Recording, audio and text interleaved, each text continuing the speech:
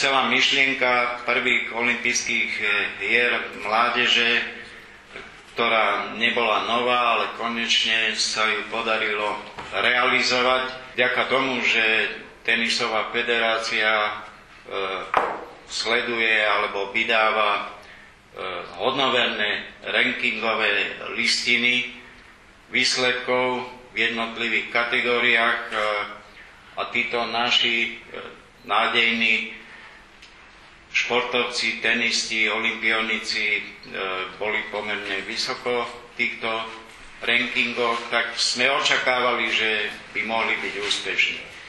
Ale že získajú 3 medaile, to musím povedať a priznať, že toľko sme od nich, od tenistov nečakali. Veľmi pekne ďakujem našim mladým, talentovaným športovcom a prajem všetko dobré pre všetkým, aby sa im držalo zdravie a aby pokračovali v tej dobrej výkonnosti, ktorú ukázali.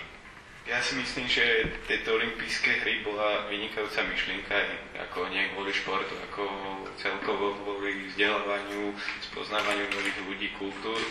No a čo sa týka tenisu, tak to hodnotím pozitívne, veľmi vo štvorhre, ktorým hrám s Jojom, tu vedľa mňa, s ktorým hráme už skoro 2 roky. No a konečne teraz ku koncu roku sme začali hrať tak deblovo. A čo sa týka dvojhry, tak tá mi moc nevyšla, to musím priznať, z dôvodu asi, že som bol asi moc namotivovaný hrať a získať nejaký úspech na olympiáde.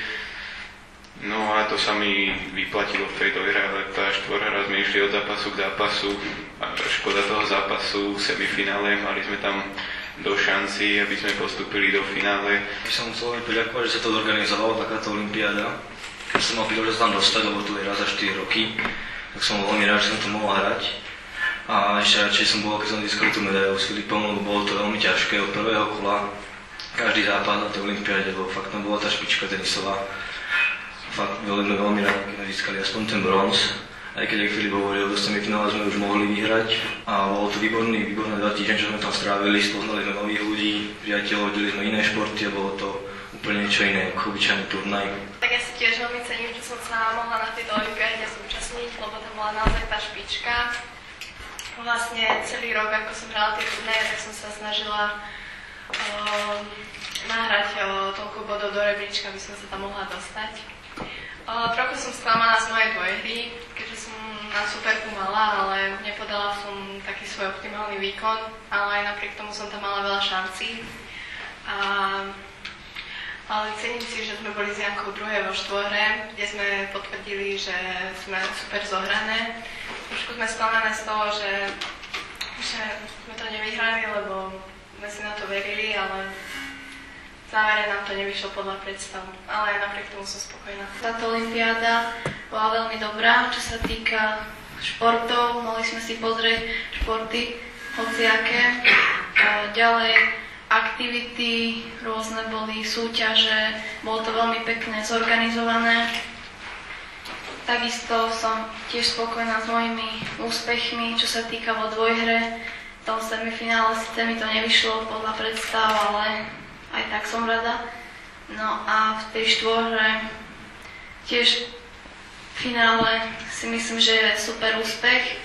Aj keď sme to nezvládli, tiež si myslím, že to je dobré.